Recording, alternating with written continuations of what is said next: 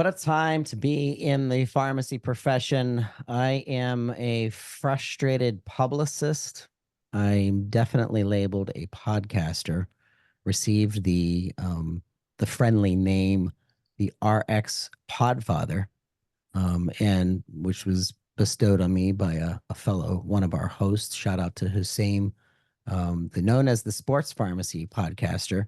And when I'm out there in the social media world, I love LinkedIn. If you're not on LinkedIn, you definitely have to get on there. I run into pharmacists that are extraordinary. And I ran into Dr. Ashley K. Pedrick, who is a blogger. She's a story writer. She knows about helping pharmacists improve outcomes as well as revenue by being creative.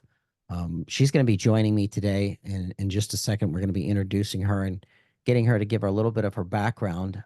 Someone else, the explosion of TikTok, I'm just not there yet. I definitely consume the TikToking. I'm not very good at the TikTok. I'm embarrassingly to say I had an amazing name that I reserved called RX Talk, RXTOK. And then I pitched it off to an intern 3 or 4 years ago, and now it's lost. So someday I'll try to get that back for TikTok if I ever grow into that space. But I found Dr. Katrina, known as Dr. Katie Forbes, and she is lighting TikTok on fire with great content, specifically from a pharmacist perspective on a whole myriad of topics. As a retail pharmacist, the struggles that she's experiencing and really what we're going through as a nation and the collapse of pharmacy. Nearly 8,000 pharmacies have closed in the last 26 months, and it's causing massive, massive public health issues. And this can all, of course, be stemmed back from the way that we're paying pharmacists by the script, and it doesn't make any sense because it's your PharmD, for goodness sakes, and your RPH, and understanding the pharmacological ins and outs of what people are going through. Our third guest today that we're going to be introducing, I'm so excited to have here, is Dr. Thomas Matthews, MD. And I'm going to have him introduce and get into his specialty. But the reason why today's podcast is so important is because these three providers are coming together to stand for each other, ultimately standing for our patients. But what's happening in pharmacy now, the raping of our profession, is coming to a slow stop, but it's not stopped fast enough. And that's why I'd like to introduce Dr. Katie Forbes first. I'm so excited to have you here. Before we talked and did this, I was stalking you on TikTok and couldn't get enough of the content that you're putting out. But welcome to the show, Katie. All right. So my name's Katie Forbes, or Dr. Katie Forbes. I graduated from Butler University in 2022. And I started my platform, your.fave.pharmacist, on TikTok. And now I'm on Facebook because I had like a fake Facebook page and I had to push that out. So I was forced to make a Facebook, unfortunately. But I started my platform because all throughout school as a student and even as like a pharmacist, I was just shocked by the public's perception of what a retail pharmacist was and like our education capabilities. Like most people can't tell the difference between a pharmacist and a technician when it comes to like educational background. So when I was a student pharmacist during COVID, one huge thing stood out to me was that with the COVID pandemic, ivermectin, Z-Pax, and Plaquenil were like flying in from dentists, dermatologists. They're prescribing for themselves, for family members. It was craziness. It was absolutely crazy. And some pharmacists were like pushing against that and not wanting to fill it because every major guideline was recommending against it. For example, the World Health Organization. And it was just lawless, Wild West for a little bit there. And on my rotations, I saw a lot of inappropriate um, like orders, like with IV to oral conversions. Some like most practitioners, I feel like, or a lot would convert them like 1-to-1. When you can't do that, you're going to overdose a patient when converting from like oral to IV therapy. Saw a lot of drugs not being dosed appropriately for CKD patients or those on dialysis. with particularly toxic medications like ciprofloxacin, baclofen, gabapentin, Lyrica, colchicine, medications that are like that can be deadly, and they weren't being dosed appropriately. And I saw things like oral vancomycin for systemic infections, ceftriaxone for MRSA BSI, patient with a history of osteo, poorly controlled diabetes, like a lot of like high risk conditions that I'm like no one asked the pharmacist before they decided to put in an order or prescribe a drug. In practice as a pharmacist, I've seen like a ton of prescribing errors that I decided to start a series on my TikTok called Pharmacist Interventions, because I don't think people realize that we do a lot more than just putting pills in bottles or calling your insurance to see like what's covered or what isn't. Like with the back orders with hydrocodone, 5-325, a lot of practitioners are switching to Oxy, but Oxy's more potent. You can't just dose it the same. Amphetamine or Adderall to Vyvanse, you're going to have a higher Vyvanse dose. I saw a ton of Paxlovid interactions with blood thinners, Xarelto, Eliquis, cyclosporin, statins, atorvastatin. And it's like, I don't know what was going on. Paxlovid was a relatively new drug, but the enzyme inhibitor was already on the market. Like ritonavir 3A4 inhibitor was already on the market. This was a known drug interaction kind of, but it wasn't incorporated into systems yet. So it wasn't flagging interactions. So I had to do a lot with the pickup of Paxlovid prescribing and see like, do I recommend like a patient to hold the dose? Why are we on a blood thinner? So it involved a lot of like clinical knowledge and communication with the providers. A lot of the interventions that I do are from the nearby hospitals, like with inappropriate EpiPen dosing, like the 0.15 for adults or DPI inhalers for infants, blood thinners, again, dosed incorrectly, like Eliquis daily or twice a day.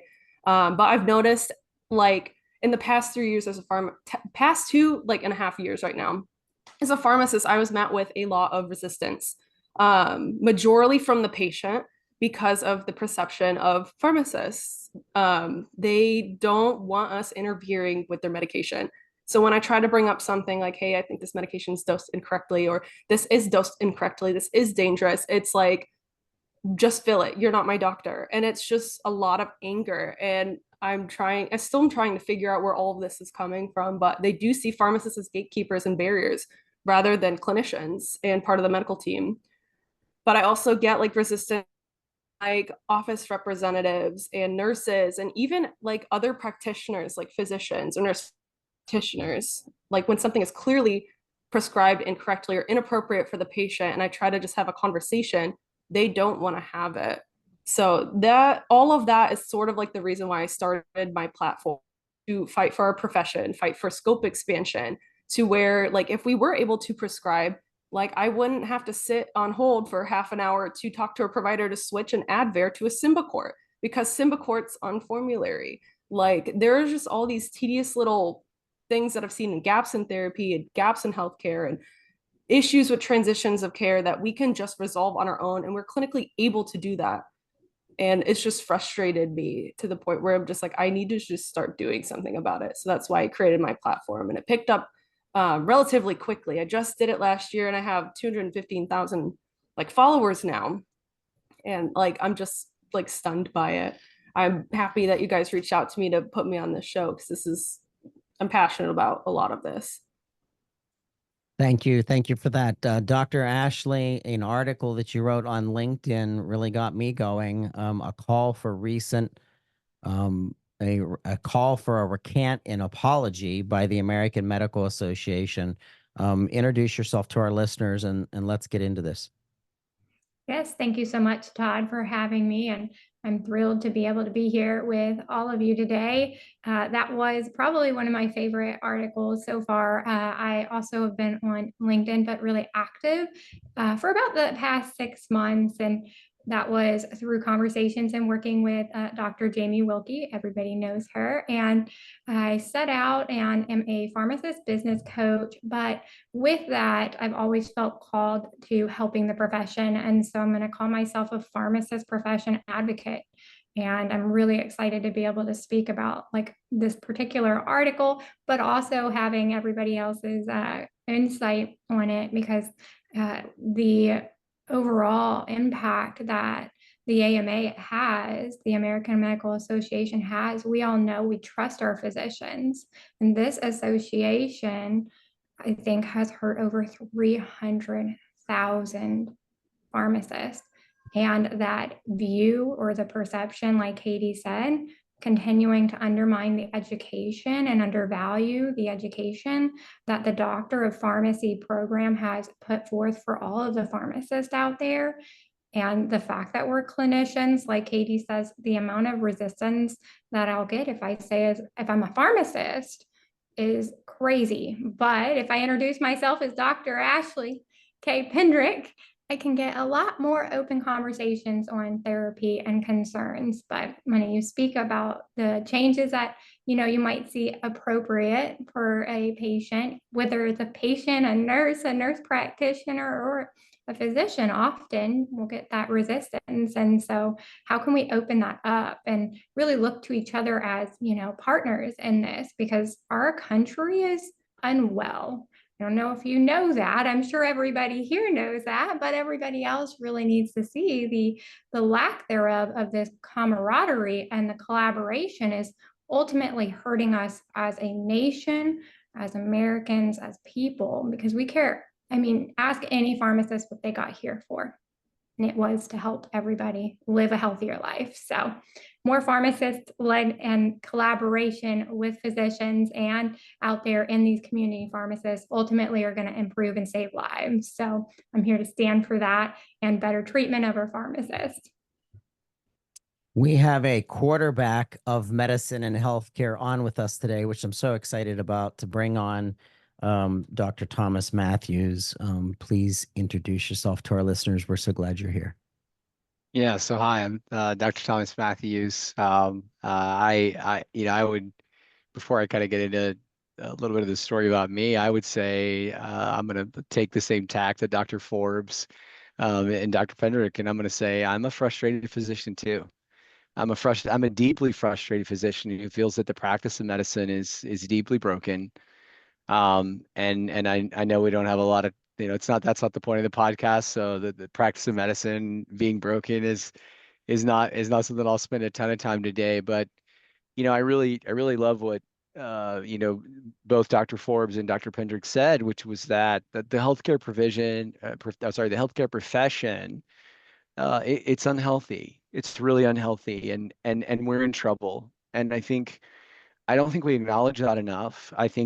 I have hope that this new generation of, med students and residents, I have a great faith that they want to change the practice of medicine. They want to change the way we train. But I think, to end up where we are, right? To end up where Dr. Pendrick has ended up, to end up where Dr. Forbes has ended up, toward where I'm at from an educational perspective and the amount of time, we've sacrificed greatly of ourselves. We've sacrificed of our families. I missed the birth of my first child. Working as a young resident, we take our best, our brightest, our most willing, our most caring, and we exploit every aspect of the empathetic humans that they are. And it starts in training as early as it possibly can. And our humanity, our hearts, the things that I think brought us all to medicine, the care for people, the belief that if I could show up and I could make a difference in the life of somebody in a positive way, a fellow man or woman, that would be the most fulfilling thing I could do on earth. And truly, I still believe that the stuff that I even personally enjoy, it's not related to medicine. Helping others gives me the kind of satisfaction that nothing else on earth can. And we really, I think, need to, along with the conversation about how we allow our patients to interact with us and our patients to treat us. I mean, I would say the way that, in the sense that Dr. Forbes interacts in a retail pharmacy scenario and she's treated by her patients demanding certain things. I have patients that demand that I prescribe a drug they saw advertised on TV, and isn't appropriate for the clinical situation, and it isn't appropriate for the disease state. And on top of that, they probably don't have an insurance profile that's going to support it. And I'm just going to generate a bunch of extra work for myself to jump through 45 pre-authorization hoops with some robot that has no clinical experience. And it's really unfortunate. So to segue that into a couple other things that I just want to pick up on, Katie's been doing this series on pharmacist interventions, and I'm absolutely in love with it. I adore it because it's something that I have to even admit as someone who's, I think, made a practice out of really trying to value my allied health practitioners and find ways to work with them and make them a part of the care team and really appreciate them for what they bring to the situation and the value they provide to our care team.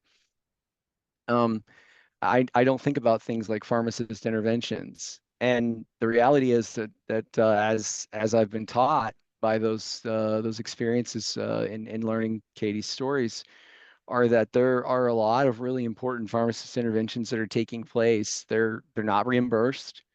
They're not credited. They probably in some cases create some licensure risk for Katie that I feel is a bit unfair in the sense that some of the things we do, we get a bit of latitude to practice, right? And we can have some protection there. And I think that matters.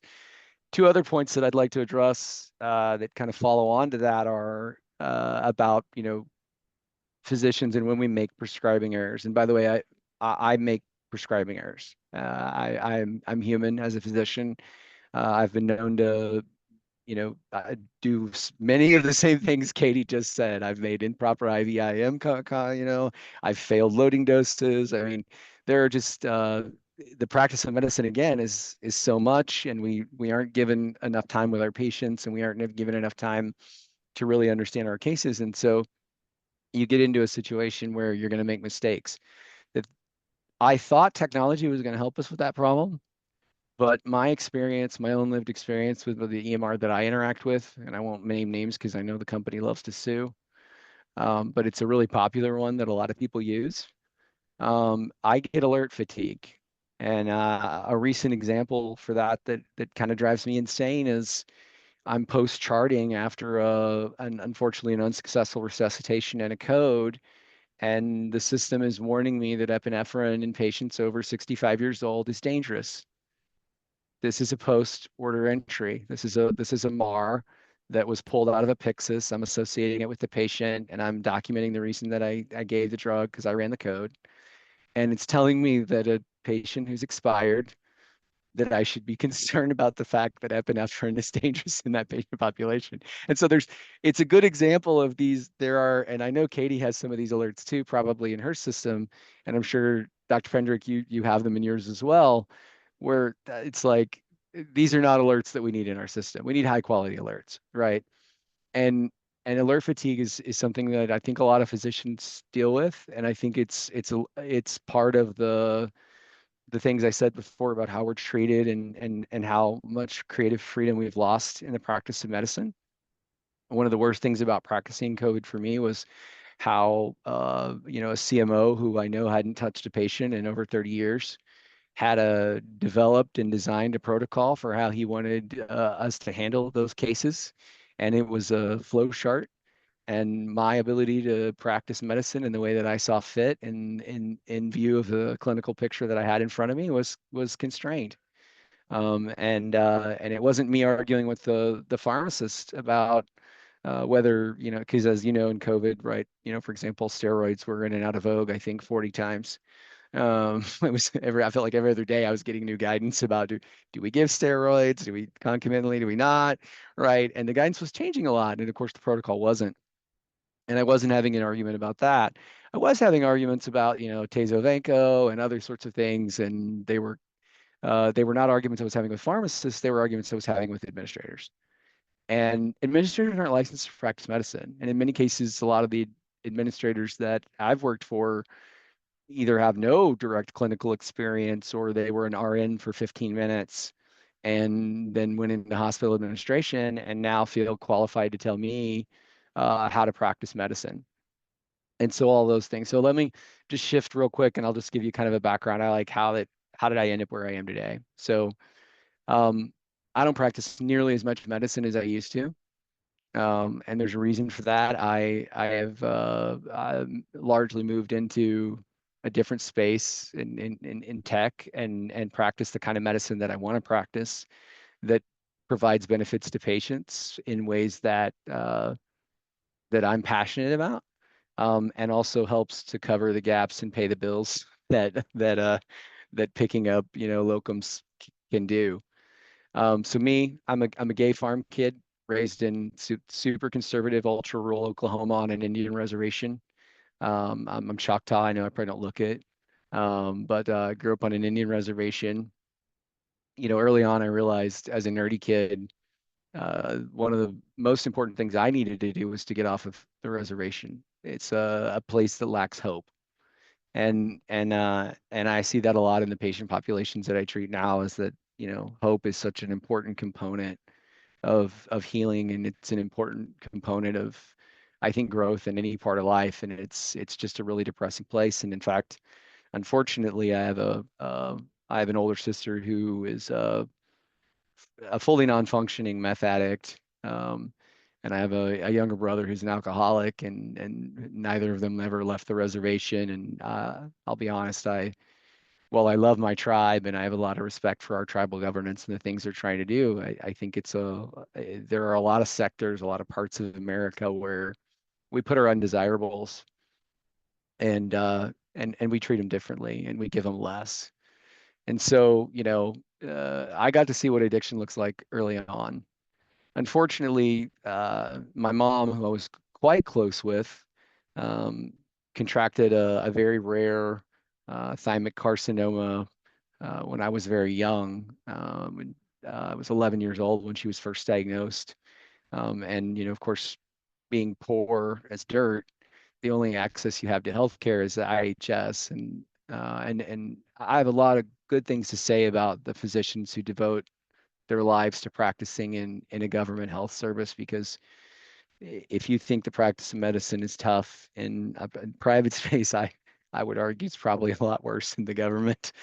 But at the end of the day, where even all the resources exist, the systems are really difficult to navigate. And one of the things that I think is still incredibly uh, painful about the healthcare system in America specifically is that navigating it is is tough, it's complex, and I think part of why we get so much abuse in the patient space, at least this is my theory, is that navigating that service is so deeply frustrating that by the time they end up at the sort of end of the transaction, right, either paying the bill or getting the dispensation of the medication, right, they're so frustrated and they don't know much. And so my own personal story is this: my mom died when I was 14 in hospice, and no one uh, ever in that journey explained to me what hospice was. And it's a very personal story for me, because I ask myself how a healthcare system, which is so sophisticated and so capable of caring, can't recognize or create capacity for someone to sit down and say to a 14-year-old kid, your mother is dying. The journey that we're on is comfort care. And that's how this is going to end, in an empathetic way. But there was no one to provide that service. There was no social worker, and the nurse that did the home health on the hospice, she certainly wasn't in a position with, I think, probably had 12 or 13 patients she was rounding on every day to be able to have that kind of a conversation. And I think we do such an incredible tragic disservice to our patients in those moments. Similarly, if I think about, you know, my time in my family med rotation, and even some of the family med and work that I do in free clinic, my patient ratios and my ability to spend any time with a patient and get acquainted with them, you know, psychologically, personally, clinically, physiologically, is low. I mean, I may have 2 minutes before I pop in the room to open the chart and try to get use the navigator to get a brief summary of the patient. And I'm going to walk in with a picture that's really brief, and then I'm going to be behind anyway on my schedule, and I'm going to have 3 people stacked up behind him. And so what that means too is that those patients are going to be frustrated. And so the other thing that I see is patients really don't understand the role of a physician in the healthcare system and what it is we do and how we heal. And I think that's, I mean, I don't want to throw any shade to the drug companies, but I think advertising pharmaceuticals on television, like, to me, I find it immoral and I find it confusing. And I think it drives this further expectation that every time a patient comes to me, they think that my intervention should be to write them a prescription for something. And I've had patients recently come in who, frankly, they needed to talk to somebody.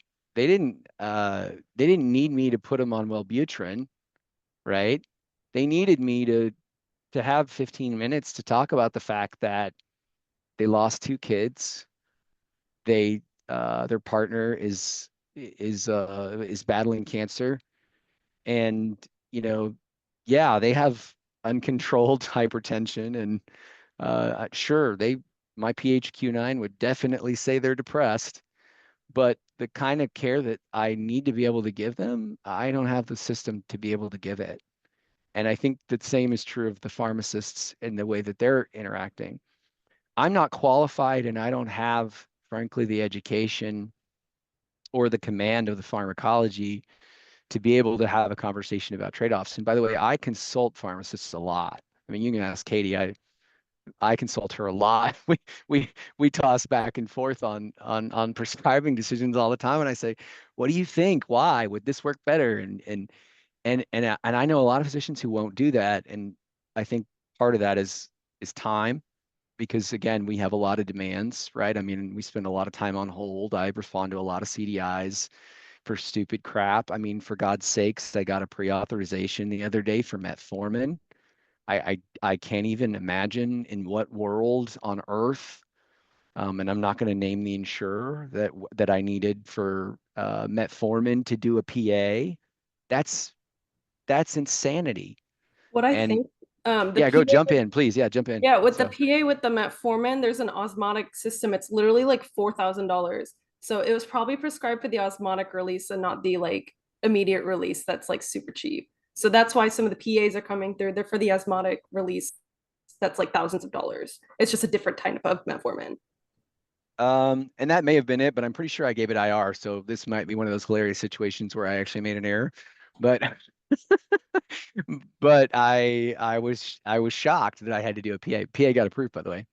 Um, but it was 3 rounds, and usually, I mean, I don't know what your experience is, Dr. Forbes, but when I have to go deal with an insurance company, the first person I talk to is not a clinician. I almost never. It takes me forever to get to a clinician, and then when I do get to a clinician, the questions I ask are, what's your specialty? What's your subspecialty? And I'm dealing with out of practice FM docs or Ahmed. Mhm. What? How am I having a conversation with an Ahmed guy about an HIV patient's regimental therapy? Like that Yeah, that like makes no sense to me. It that's like should a be whole illegal. thing. That's a whole thing. Like what you were talking about, the direct to consumer advertising is the term for like all the nice little Ozempic commercials. Yeah, That's only thanks. legal in New Zealand and the US. So we learned about all of those tactics in school with drug advertising, but I think you'd be really interested in the book Sickening by John Abramson. It discusses how drug companies have finagled their way into treatment guidelines and by lying with New England medicine and lying to prescribers and doctors and how they've finagled their way into the treatment guidelines. And then even like what they pay for like lawsuits for like, for example, like gabapentin being advertised for like off-label use of bipolar and stuff. And even the diabetic related neuropathy, how it's being used for that. It's one of the most common off-label drugs being used. And it was not approved for diabetic related not Did we lose Katie? By the way, I've got to screenshot this because Do it. Oh, I didn't. I need to get it faster. I've got to get it. Somebody screenshot that before I miss it because that's definitely needs to go on the Instagram. Got it. She'll come back. Oh my gosh. Well, I think she was on a really good conversation. Yeah, and I want to let her finish, so I'm not even going to jump in. I'm just going to wait till she hops back in, because I think what she said is I want to read that book, and I agree. I agree with what she said. The TVs have been taken over. Yeah, so, Interweb blips. yeah, she suffers from the same thing I suffer. The worst is when it happens in a telemedicine visit. Oh no. Yeah, it does happen. It's very frustrating. I wonder if I should text her. Be like, did your internet die? She said my Zoom closed out. No. I assume you do post-production and editing, so this part can disappear. Oh no, we just put it all out raw. That's Oh fine. God. No, we're meticulously editor. We like to edit. Usually it's me that makes all the mistakes. So this is just internet blips and bloops. The bloopers. I got a screenshot of the face. It's perfect.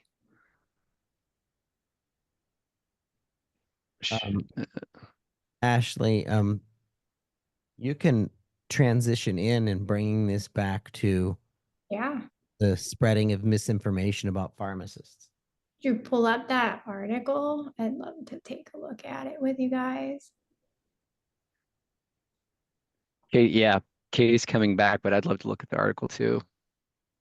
So, one of my prize pieces. Oh, she's back, by the way. Sorry. Sorry. I pay for premium Wi-Fi for what? Yeah, don't get me started on that. You were speaking about a book, and then Todd pulled up the article in the AMA. What was that book that you were talking about? Because we were interested. Sickening. Sickening by John Abramson. Yeah. Did you guys hear the part about how drug companies like finagle their way into treatment guidelines? So yeah, definitely start there. I'll count you. Yeah, start there. Yeah, for sure. Ready? And in 3, 2, 1. So this book, Sickening by John Abramson, talks about like why the healthcare system is the way it is, which is basically drug companies run the American healthcare system and why insulin is so expensive compared to other countries. And like with all of that, and he just rips everyone, like he rips everyone's ass open. Like he goes and he talks about how certain New England Journal of Medicine articles even were like funded by basically these drug companies, like the people that were making the guidelines or making these journals or reviewing this didn't have access to the full clinical trial like information. They only had access to what the drug companies would disclose. So he does talk about like why medications are sorry, I can't remember what I talked about before I cut out, but one example was with gabapentin and how it's not FDA approved for diabetic retinopathy because the FDA would not allow at the time, I think it was Pfizer, to file an application for that. And there were a lot of studies showing that it even like worsened patient like clinical outcomes when it was used for like bipolar. And I actually saw a script for gabapentin for bipolar like the other day. But basically, the drug companies got sued for a lot of this, but what they got sued and what they paid in penalties didn't even like surmount to even close to what they've made, like billions of dollars by like lying and racketeering, like to practitioners about like off-label usage and stuff. It's craziness. I mean, the Sacklers are a great example of this, right? I mean, the depths that they went to I mean, I remember I was the victim of some of that education. I had enough common sense to know that there was no way that their XR formulation was going to be less addictive. But I mean, a lot of the older prescribers that the older practitioners that I worked with, both that I trained under and are and were frequently convinced, and the pharma companies still behave in ways that I find deeply unethical. I mean, if the Hatch Act says that Tom, can't do certain relationships with his referral, you know, Stark Act, Hatch Act. Sorry, I get them confused all the time. But then why is it perfectly legal for these pharma companies to host these? I mean, I go to the SCCM Congress every year, and every drug company is throwing some, Michelin star. I can't even imagine what the bill is, open bar thing, talking about their products. And the guys that are talking to me about the products are 22-year-old, zero clinical experience, probably haven't even read the monograph, much less could talk about the actual indications for the therapy and the drug. And they do it and they get away with it. And it is it's mind-blowing to me, actually. So I really want to read the book that you mentioned, because I really have a problem with that. I think it's part of it. Getting back to kind of the topic about why do I think we get so abused, we get it on both sides, in my opinion.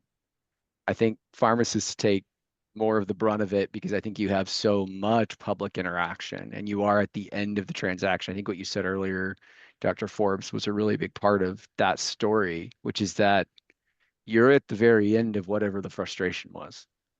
And so you're getting it The all. thing is with that, not only are we at the end of it, it's considered appropriate because I talked about this in one of my videos. Retail workers are abused. And pharmacists, even though we're doctors, we are clinical providers, we are lumped into retail workers. And that sort of plays into what our Smiley people running through fields of flowers, making it seem like this is going to do it all for you. This is going to fix it all. You don't even worry about getting off the couch and actually exercising. Just take this magic pill, go ask your doctor about it, and everything's fine. And now we pump them into these boxes, the chain pharmacies. The pharmacist has no support. The technicians don't know what to do. The drive-ins backed up. Just as a point of reference, today's episode, we're bringing attention to Pharmacy Film. You can find information about that at pharmacyfilm.com. Very proud of the pharmacist and the team that are putting that together to bring to light to the public of what's actually happening in your pharmacies, which should scare you as a consumer because of the public health danger. And then the second organization, the pharmacyguild.org, who I know the founders personally. A shout out to Bled Tanoe, who started Pizza Is Not Working, and how this is all kind of bubbled up to pharmacists finally taking a stand and saying to these big corporations that we are not going to allow you to destroy our profession any longer. CVS and CVS Caremark and Optum and Express Scripts, they don't own the pharmacy profession. Pharmacists should own the pharmacy profession. And that's why this conversation today is so important. I do want to kick it back to Katie, just to continue to elaborate on what you were saying. Sorry, I might have to use a hotspot on my phone because my premium Wi-Fi is not so premium today. But I was talking about the abuse of pharmacy workers and how out of control it is, because I don't even think I can put into words how bad it is. There's a video circulating around on like TikTok and Facebook and Reddit and everywhere about this pharmacist like having a meltdown, freaking out, yelling and screaming. Oh, yeah. That made me cry because that could too, literally actually. be tomorrow. Like, don't play with me. Like, oh my God, it's so bad. Like, to where you have one pharmacist, and if you're lucky, it's a tech or two. In the evening, you have 13 people at pickup, 10 cars in the drive-through, 5, 6 at drop-off. You have 100 waiters, 100 prescriptions that you said, hey, it's not ready yet. I will get it ready in the next hour. You have vaccines coming in, families of like 4 and 5 coming in to get COVID shots and flu shots. And oh, by the way, can I get my RSV while I'm here? It's crazy how it's like a McDonald's at like my pharmacy. And can I have another pharmacist on the shift? No. I have to be the only one on the shift. I have to be running pickup. Drug interactions are flagging at the pickup, flagging at the drive-through. Like, I am running all over the place. And God forbid I like try to do a clinical intervention. Like, when I try to talk to patients about like your doctor prescribed naproxen and meloxicam, And I just start to say, hey, you can't be on both these at the same time. My doctor prescribed it. I need my medicine. I've waited all day. Why you like, it's so much. It's crazy. Like, just the response I get from people. And it's like when I actually do need to like call the hospital or call like a clinic and discuss like a therapy, like, hey, this Eliquis was dosed daily. Like, why is it daily? It should be twice a day. Or someone's titrating it wrong and they're on it twice. Like the higher initial starting dose, like for a whole month or something like just crazy. I don't have time to follow through with those because of just what I'm facing in the pharmacy. And the abuse again is out of control. Patients will yell at you and cuss at you and throw things at you. We've had drinks thrown at us in the drive-through. Patients will refuse to move from the drive-through. Your corporation will not back you up. You want to ban a patient or trespass a patient if they're irate or abusive or threatening to beat your ass in the parking lot. They will not back you up. They will give them a gift card. They will say, well, you can't trespass people. They won't give you 24-hour security like the Kroger down the street. Hell no. Like, they don't support you. You're That's not why I think, Katie, you educating the public through crazy. the platform is like imperative, because the knowledge and the education, I don't think that they understand that and the potential of harm, right? When you're not able to practice safely because of the amount of overwhelm that you have. I have children, they can't even handle all of the overwhelm, right? And then we become a professional and you're trying to practice healthcare and actually make sure you're practicing safely and able to catch those interactions that you mentioned. Yes. And that's where we make the most impact, not ringing somebody up, not calling the insurance, none Totally of that. agree. It's those interventions, the interactions. And the fact that you get resistance, if we get resistance, not just from the patients, but from the providers too, you know, just fill it. Okay, can we really talk about this like an open conversation? And then with the patients, like, that was what my doctor ordered. Okay, can we please like have these conversations as to why and like open up, not just for the patient, but for, you know, the entire, I mean, the entire well-being of everybody. The pharmacist is on the line, the physician is on the line, and at the end of the day, the patients. And if we can't collaborate and agree to be, you know, in this together, they're going to continue to hurt and they're going to continue in this vicious cycle. They're going to end up in the hospital, right? From an interaction. They're going to end up in the hospital, possibly from, you know, overdose. It's just not safe for all of us to also continue, you know, with what the AMA is saying, not practice medicine. You're not a robot. You're not that. I mean, if you had more support, can we use you in the way that you're actually trained, you know, like where you would shine the most? Yeah, like Well, the AMA yeah, I like agree. kickback saying like against the coverage bill for CLIA tests, like that's crazy. Against the coverage bill saying, oh yeah, pharmacists aren't trained to special like to diagnose or they aren't trained. What? That's just a fallacy that we have no knowledge whatsoever about diagnostics when it's like, how are we such experts in treatment without understanding the underlying pathophysiology of a disease state? Or at least like diagnostic criteria, like the COWS or the CWA for opioid or benzo, or CPOT, RAS, CAM-ICU for analgesia, sedation, delirium in the ICU, CURB 65, PSI with community-acquired pneumonia, CHADS-VAS, HAS-BLED, like anticoagulation with AFib, Duke criteria with infective endocarditis. Like, are you kidding me? We're just sitting over here like learning how to put pills in a Slap a bottle. label on it, Katie. Well, that actually brings me to a couple of interesting questions that I have. And by the way, I agree with you, right? I think, but I kind of also see maybe a couple of different sides of this, which is there are parts of what the AMA is doing that I'm supportive of, and then I will say why. That there is a pretty, and I'm gonna probably get hate mail for this. There's a substantial amount of what I feel like is encroachment on certain types of practice that are unsafe by certain mid-level practitioners. And I'm not talking about pharmacists. I am talking about new grad nurses, as an example, who might be very smart and talented, but go straight into a DNP program and have, you know, I think, I don't remember what the current standard is, but I think it's less than 1,600 hours. And you're off to the races with no supervising physician relationship. The relationship that I envision would be most healthy if we could get medicine to do it right would be the collaborative one, where the amount of training that I have, right? And I think I've told Katie this before. I think the number one thing I learned in training as a physician is how to spot when I'm in a situation where I don't know enough to know enough.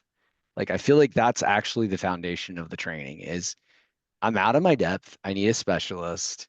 I need to consult on this case. That's the thing that I actually most importantly need to recognize, because if I proceed forward with the case in arrogance, and I practice out of an area that I have either recent or deep experience with, I really increase the risk for me making a mistake. And the thing that I see that, frankly said, drives me a little nuts is from the encroachment of the scope of practice is I'm a new grad nurse. I spent 6 months in the ICU. I got into an online DNP program. I did 1,600 hours of clinicals, and then I moved down to Florida and I opened basically a plastics clinics where I'm doing everything from surgical procedures to fillers to GLP-1s.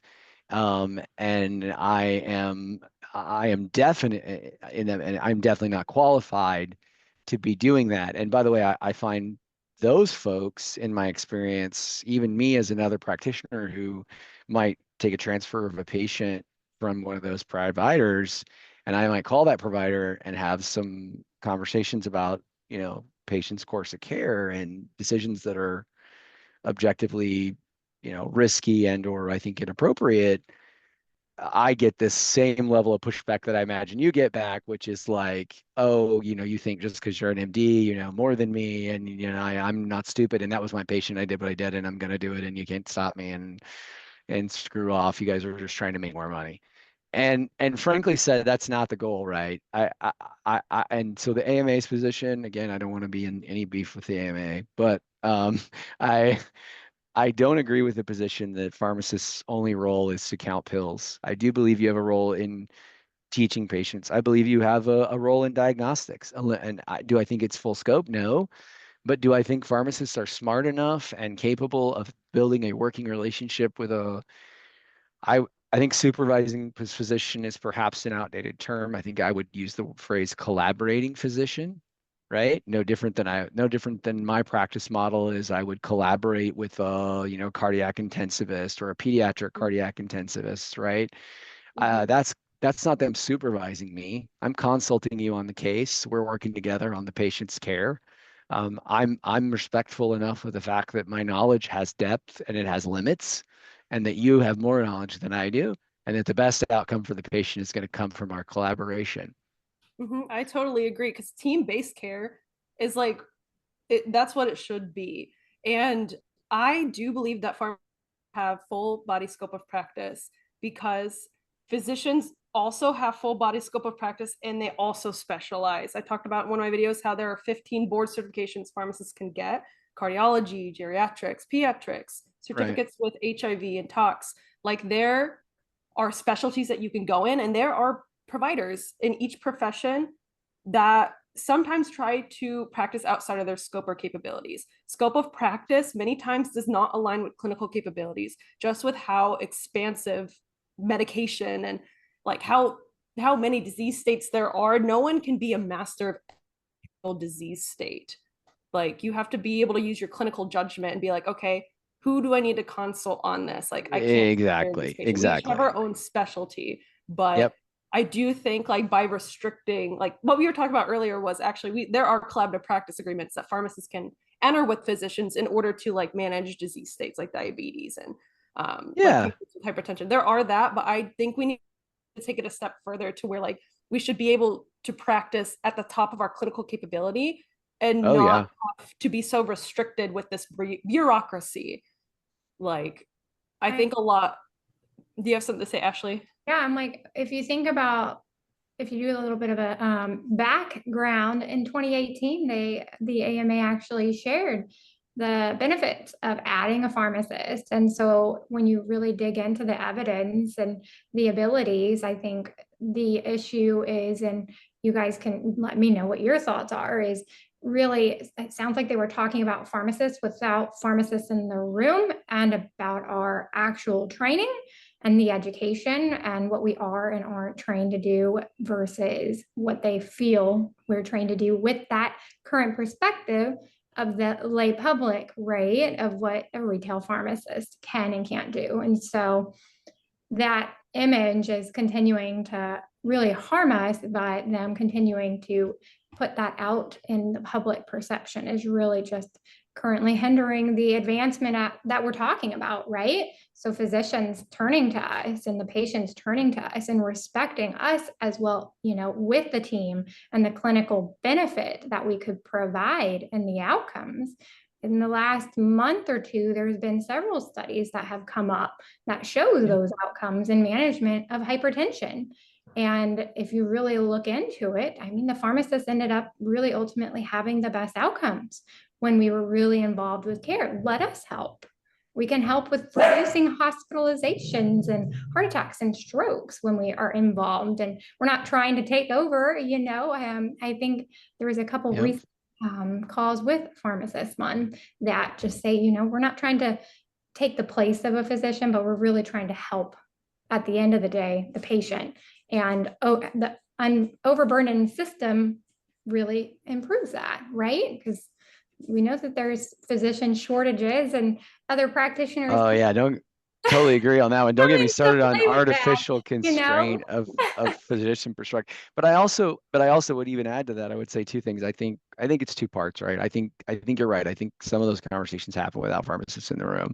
But I will say, I think another thread that's driving this, and it's on my list of things I wanted to bring up as topics, is how you feel about things like Lilly Direct and focusing solely on, you know, direct to consumer sildenafil and tirzepatide, and how much that impacts patient care. And so, I was like, how are they doing that? well, I mean, they're putting physicians on the payroll in Right? telemedicine, and Yeah. they're scoping them down to a narrow, you know, therapeutic intervention, and the disaster that causes is detrimental to patients, and it's unfortunate. And so I think from, you know, frankly said, from my perspective, I have a real problem with that. And I agree with, you know, both of you. I want everybody to practice at the top of their license. I really do. But what I don't want to do is enable corporate, Mm. I don't want to enable, and I think the AMA is also kind of reacting to some of that, right? How do I say it? I don't want to enable a world. Have you used Amazon's Yeah. telehealth service? I've heard of it. I'm absolutely disturbed by it. I mean, I can't, frankly said, you know, all those arrests with that provider that was handing out all the ADHD meds. Mm. The experience on the Amazon Direct Care, it's a web-based form filler, and it hold on a second, by the way, I'm going to be late for another discussion.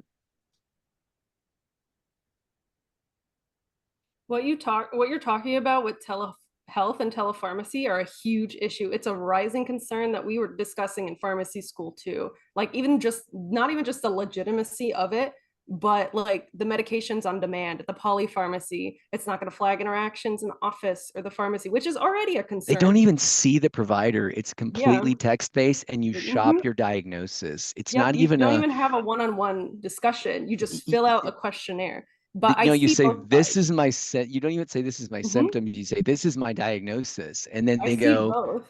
Like it does increase care I, God, for people who can't go to like an urgent care or they need to get an antibiotic stat or they need like you see the care. do they need an antibiotic stat though? It is I more mean, affordable. Yes, that is the For my issue when I'm seeing all child these on a separate Friday night, I classes. need an antibiotic stat. But other than that, no. I well, mean, like and sometimes, but like more often, sometimes, right. But like, I like mean, when the it's like a evidence, UTI or like a yeast infection, like for patients who like no, but it I understand. I understand where they're coming from, but majorly, yes, I'm on your side. It's a bad thing. That well, I don't patients think are a world, selecting their own therapy. They are, and if you go to the Amazon experience, and I would encourage everyone that's listening to the podcast, and I would encourage everyone that's go try the Amazon experience. And please, Amazon, don't sue me because I'm not saying you're bad at medicine, right? But what I'm saying is the experience to me feels risky because it looks like I'm shopping for a diagnosis. Mm-hmm. It doesn't look like I'm telling you as a practitioner, hey, this is what I'm struggling with. These are my Mm-hmm. symptoms. What would you recommend? There's no video visit in most cases. And then they direct issue the order, which I assume is some click mill in a sign of an order, a digital click mill, and it's dispensed directly from Amazon's mail order pharmacy. And I think if I think about some of the things that I'm worried about that I'm hoping the AMA is advocating for when things like Lilly Direct come out, where there are these drugs that are very important drugs. Don't get me wrong, GLP-1 agonists, I'm a believer in them. The evidence is there. I think Mm-hmm. where we are, it's great evidence. I prescribe them. I believe in them. I think they have a real possibility to make a big difference in even I mean, the data that's coming out about even like addictive behaviors and some of the other things that is fascinating. And I think we're going to learn a lot about those drugs. And they've been around for a long time. But I I don't think the company that makes the drug should be the company that markets the drug on TV, that has a limited practice where they only do the most sexy medicine and the most profitable medicine. And that, by the way, is the thing that irritates me the most about it, because these practices like that do these boutique kind of medicine kind of things that aren't truly, because there are really good boutique medicine services where you can pay a monthly fee and a physician can be, you're kind of at your beck and call, and they can provide really great personalized like care like it was in the 20s, maybe minus the cocaine. And but the the majority of that stuff is, oh, we're going to cavitate from the health systems the patients who have good insurance, access to care, and their reimbursements are strong. We're going to just completely cavitate those out of your market. And then you're going to be left with safety net patients with no resources, drugs you can't afford to prescribe them because you can't afford the time to even chase the Medicaid argument you need to have, because Medicaid is just as awful as any other insurer in terms of approving things, in my experience. And you're going to chase all those things, and that's the only patient population you're going to have left. And I don't think the American public realizes largely healthy people with good workplace insurance subsidize like 80% of the care for everyone else. And I will even say something even more controversial that's probably going to get me like a super bad hate mail and death threats, which is that if you have $10 million in your 401k, I don't think you need Medicare. And I know that's a controversial statement. And I know that it's very expensive to access care in the United States. But the more burden we place on our safety net systems with people that don't, frankly, are going to just pass that money on to their kids, and they're not going to pay taxes. That's just as an example, right? Or own real estate, extra real estate. It has all these deleterious effects. And so I just, it was a topic I wanted to bring up, is that I really struggle with these direct, and I think I think we're going to see a lot more of this regulatorily. I think our regulators, I think our lawmakers are convinced that the digital technologies, anything that delivers more care, even if it's not the right or the safest care, is the thing that they're going to enable for all of the probably the perverse incentives, and also because it makes people happy. And one of the hardest things I think we do as practitioners is say no, right? And I know docs don't like to say no. I don't think I've ever had a pharmacist say flat out no to me.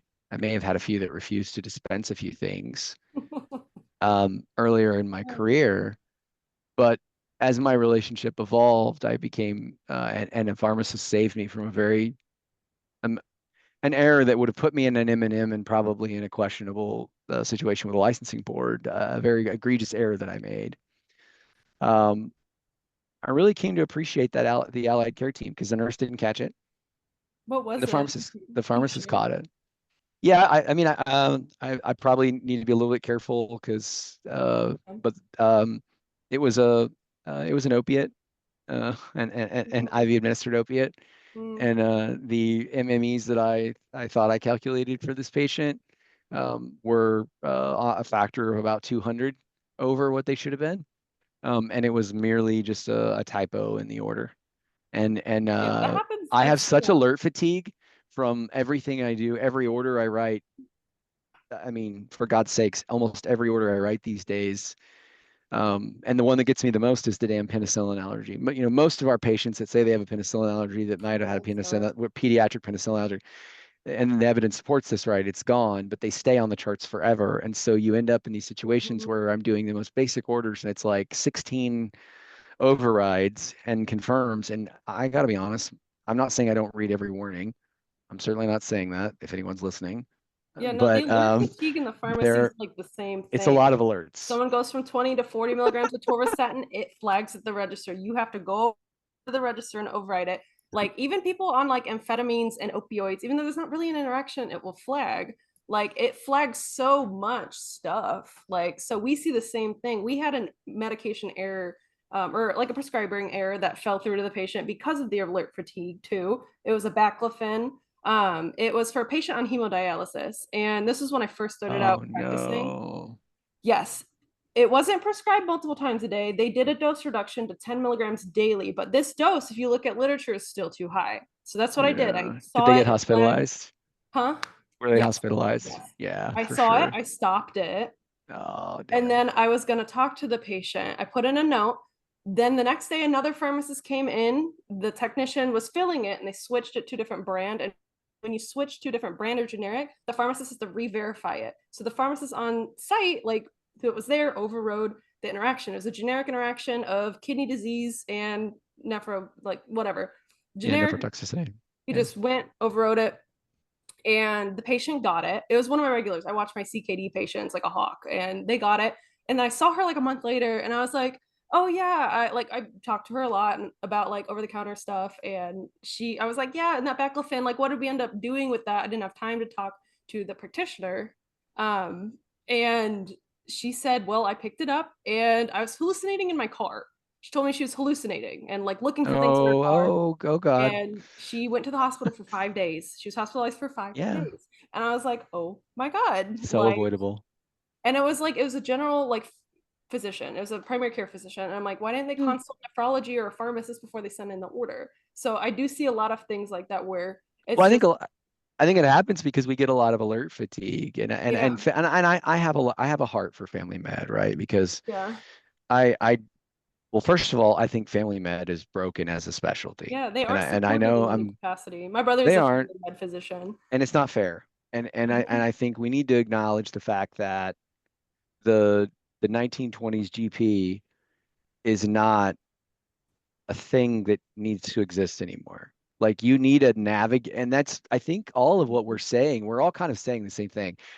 I think the theme of today's discussion is it takes a dang team of highly educated Mhm. professionals with different skills to deliver the thing that we're trying to deliver, Mhm. I which is think if great we lean healthcare. into that, it's our strengths. That's what I went to school for. Let me do it, right? And then let me Right. your strengths. And if we can do that, you'll feel more fulfilled. Mhm. There's Yeah, you going to be will. less exhaustion, less burnout, and everybody's seeing that across every aspect of healthcare right now. And so, if we can just lean into each other, Oh yeah, and not treat each other like shit.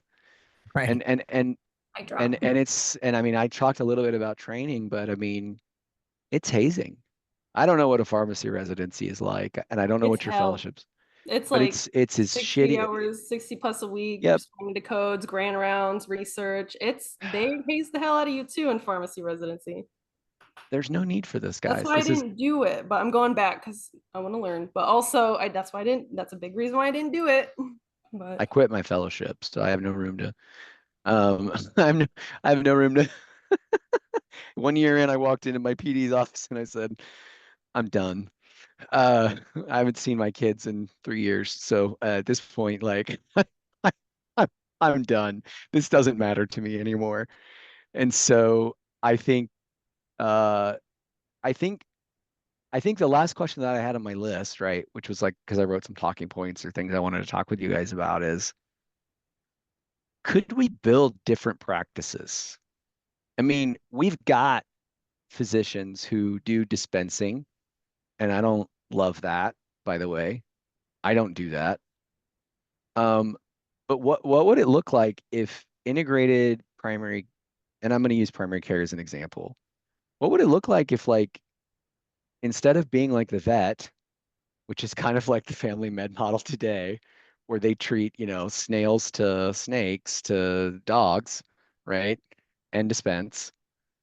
What would it look like for, you know, instead of us accepting that the practice of medicine has to be, and pharmacy has to be this CVS, this Caremark, this, HCA model, what would it look like if we figured out a way to do the co-op thing? And I know I'm sounding like the Seattle hippie that I am, but in Seattle, I got introduced to a concept like these co-working cooperatives, where these tech people, they they band together with different skill sets, and it allows them to tackle like bigger problems and projects with bigger clients.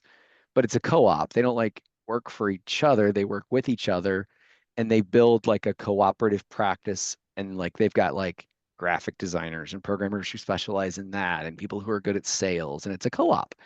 And I There's some sometimes that are wonder, could doing we that. do that? You know? Physician offices. And if they can build those collaboration agreements that exist with legislation, you allow us to help with your patient's disease management, your adjustments, the counseling, the lifestyle education, and we can bill for the services. We're still held up by a lot of legislation where it has to be through a physician, which with that co-op model, it can work. And so I don't know if that's kind of the model that you're going for. There is a practice or a company that's working on basically partnering independent pharmacies with physician offices and collaborating with that care. What I would love is to see it all in one building, though. And Yeah. I know I'm being a little crazy here, but my dream in this moment, and it's truly a dream in this moment, would be I can come in, and it's not just one FM doc and an NP and a scheduling lady. It's a pharmacist. It's a couple of specialists for the major disease states that we often are living in, right? Like, I mean, everybody that's doing family med is dealing with diabetes. Everybody that's doing family med is dealing with hypertension. Everybody that's dealing with family med is dealing with some sort of mental health. I mean, that's a big part of it. And what if in those walls you could get a counselor, a pharmacist tech, a healthcare navigator, a social worker, a physician who's a general practitioner, a nephrologist. You know what I mean? And it doesn't exist because all Cigna the had it corporate in medicine Arizona. They peel had it all all of it apart. in one house. Who has So it? Is Cigna. somebody Mhm. Cigna does it like that? In Arizona, where I used to live, it was literally, like you said, all in one house. Together under some big corporate I mean, it was umbrella, multiple stories, but it was one house. and they and all supporting each Labs other, and all sorts of, yeah. and not like, oh yeah, you're gonna have to go talk to his receptionist, but like actually fully integrated. It was for the most part. That's impressive. There was still at least like 3 different receptionists, depending on the provider that you were seeing. But yeah, it was pretty interesting. But Did it obviously, work? they're a big corporate. I mean, I feel like it could, but I wasn't really utilizing it for the most part. My once a year annually. Yeah, okay, that makes sense. Yeah, that collaboration is what I saw in the hospital on my rotations, where like we did have like ID consults and the inpatient pharmacies and the clinical pharmacists on the floor, like in the cardiac unit, the psych unit. Yeah. But we need more of that outpatient. You shouldn't be Outpatient is admitted the into That's a my point. That's my point is Right. it happens. Yeah. It's happening in the It hospital. is, Like, but you have to get Prevent things in admitted. outpatient. it's not outside of it. I know. Let's just take that system and implement it really in the outpatient, because then we're going to have reduction in the hospitalizations and actual better care. are there digital ways we could do that, guys? And maybe that's not the point of the podcast, but are there ways that, Oh, yeah. Oh, because yeah. I don't think this is going to change. My theory is that none of this will get any better if creative, passionate people like, frankly, I mean, Dr. Pendrick and Dr. Forbes, you do a lot more for your causes than I do for mine, right? I keep a pretty low profile, but uh, it's only going to happen with that kind of passion and people working on it. And so I wonder, like, if this one of this podcast is how do we advance it and how do we move things forward? What are the ways we put ourselves together? We build creative ideas. We use the things we can, like technology, to integrate and interact. And like, because I'll be honest, there's things I wish I had access to. Like I call, for example, when I have a medication question, there's one pharmacist on this podcast that I will call. There's one other pharmacist that I'll call, but I generally call one of the pharmacists on this podcast, and I think you'll probably figure out who it is. And a lot of physicians don't have that relationship. In fact, most don't. And it's very hard to get information that, because I'll be honest with you, in practice, I don't have time to spend for a patient 45 minutes trying to figure out what the best loading dose for this particular steroidal regimen with this particular antibiotic therapy for this particular walking pneumonia is. If I don't do it all the time and there's not an order set and somebody in my office doesn't know off the top of their head, I'm really stuck. And I know for a fact, I call a pharmacist, they're going to have a really good opinion 1, 2, 3, 4 ways. And there's no way for me to access that easily today. Why can I, as a physician, not get an e-consult? Like I can get an EICU consult. At the hospital, I can get an EICU consult, right? I literally can EICU consult a contracted nephrologist. And then what I would love to do is put the nephrologist and the cardiologist on the same video call and then just sort of get popcorn and watch. But I can do that. Why can't we do that? Why can't we make that happen? What you were saying with you don't think that like it will change a whole lot. The way that I see us being able to change this is like a stepwise process. Legislation, scope expansion, respect, going by the title of doctor, provider status with Medicare, and then exposing the hell out of drug companies and pharmacies, starting unions, getting those rolling. This is how we do it. It's ground up, but there's many fields that we can start planting flowers in.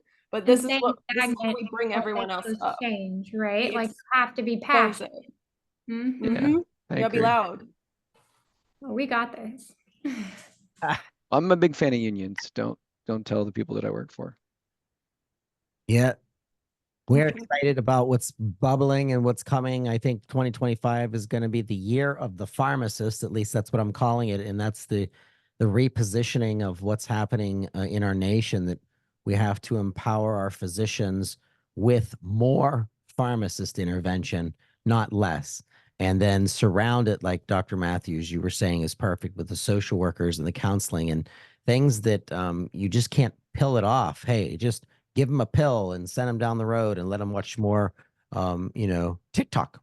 Unless you're watching Dr. Katie, then that would be good TikTok. Hey, thank you for listening. I want to thank our guests today for being part of this. This can't be the last time that we get panels like this together, because this is what really moves needles, is physicians and pharmacists publicly coming together and discussing what is real and what are the problems within our healthcare system. It will not get better if we're constantly bickering or arguing. And by the way, just my personal opinion as the non-clinician in the conversation, the AMA in and of itself, there's always good and bad in every organization, and they do some wonderful things.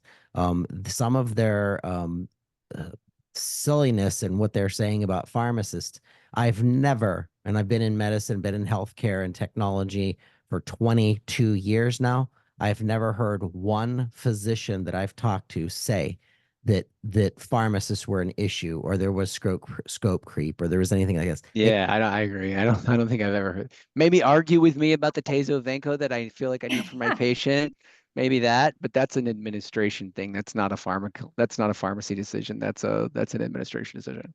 So I agree with you. I wholly agree with you. Dr. Thomas Matthews, thank you for being a special guest with us today. Dr. Katie, this was just a pleasure to meet one of my heroes from TikTok. And Dr. Ashley, you and I have a lot more work to do this year and coming up with good podcast content and meeting up at some conferences. So thank you all three. And thank you, by the way, for being providers and for fighting for public health. I very much appreciate it. Thank you, guys. Yeah, thank you so much. Appreciate the opportunity. And I really appreciate what you guys are doing. So I know Katie had to leave. She already knows how I feel, but Dr. Pendrick, really appreciate the passion you bring in what you're doing. And please let me know how I can help. So Appreciate that. Thank you so much, Dr. Thomas. Thank you. take care, everyone. On Bye-bye. all podcast platforms, and give us a shout out on any of your social medias at Pharmacy Podcast. Thank you. All right. Sounds good. Thanks, guys.